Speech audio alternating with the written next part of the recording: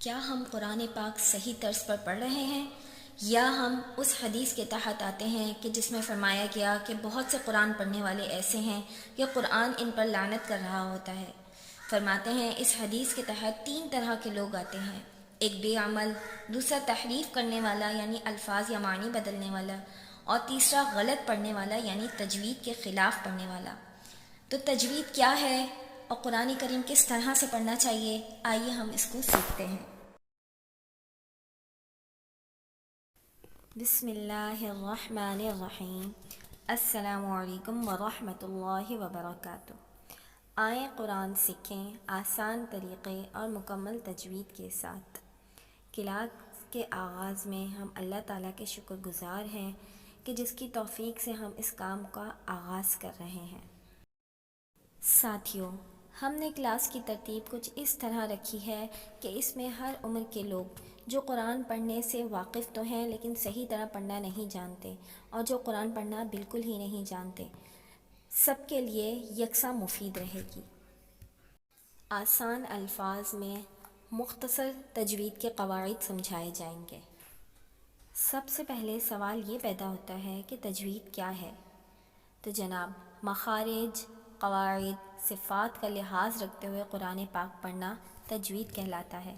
ساتھیوں، قرآن پاک اللہ کا کلام ہے جسے حضرت جبرائیل علیہ السلام کے ذریعے حضرت محمد صلی اللہ علیہ وسلم پر اتارا گیا۔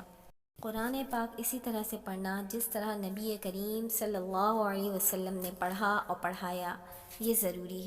ہم چونکہ اعجمی ہیں، قرآن پاک عربی میں ہے، ہمیں قرآن پاک سیکھنے کے لیے تھوڑی سی محنت کی ضرورت ہے۔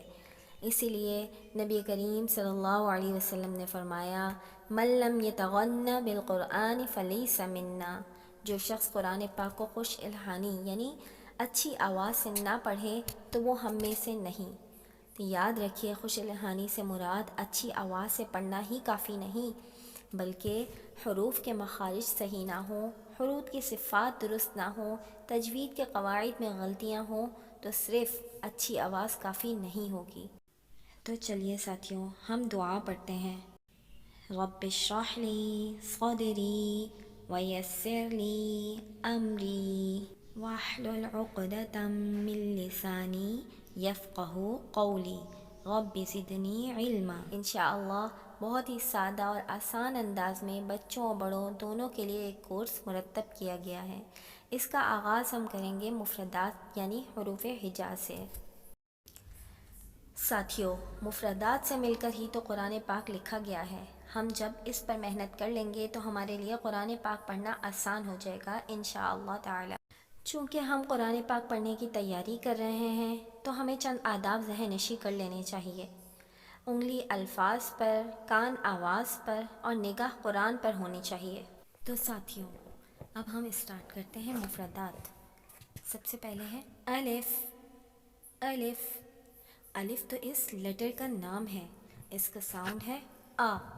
آپ دیکھ سکتے ہیں کہ الف کی 3 اشکال یعنی 3 شیپس بتائے گئے ہیں، یعنی ان میں پہلا الف کلمے کی بالکل ابتدا میں آئے گا، دوسرا اور تیسرا الف ایک جیسا لکھا گیا ہے۔ پتہ ہے کیوں؟ کیونکہ الف کبھی بھی کلمے کے بیچ میں نہیں آتا، ہمیشہ شروع یا آخر میں آتا ہے۔ یہ دیکھیے، الف ہمیشہ منہ کے خالی حصے سے ادا ہوتا ہے۔ با، با حرف کا نام بھی ہے اور مزے کی بات ہے اس کا ساؤنڈ بھی با ہی ہے۔ اب آپ دیکھ لیں، با کی بھی 3 شیپس نظر آ رہی ہوں گی، یعنی جب با کلمے کے سٹارٹ میں آئے گا تو پہلا شیپ، اور کلمے کے بیچ میں آئے گا تو با ایسے آئے گا، اور کلمے کے آخر میں با کی شکل ایسی ہو جائے گی۔ با دونوں ہونٹوں کے اندرونی حصے کو ملانے سے ادا ہوتا ہے۔ تا، جیسے با کی 3 اشکال تھیں اسی طرح تا کی بھی 3 اشکال ہیں، یعنی جب کلمے کے شروع میں تا آئے گا تو اس کی پہلی والی شکل بنے گی، اور جب کلمے کے بیچ میں آئے گا تو دوسری والی شکل، اور جب کلمے کے آخر میں آئے گا تو مکمل شکل کے ساتھ آئے گا۔ تا، زبان کی نوک اوپر کے دانتوں کی جڑ سے لگائیں۔ تو جناب، اگلا حرف ہے سا، جس کے اوپر 3 نقطے ہیں۔ سا کی بھی 3 شیپس بتائی گئی ہیں۔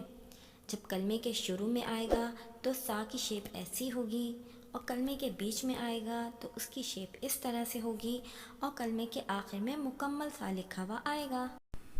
زبان کی نوک کو اوپر کے دانتوں سے لگائیں۔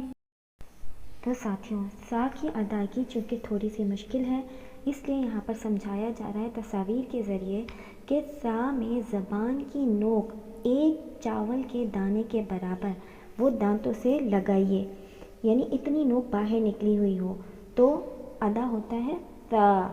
کیا ادا ہوتا ہے؟ سا۔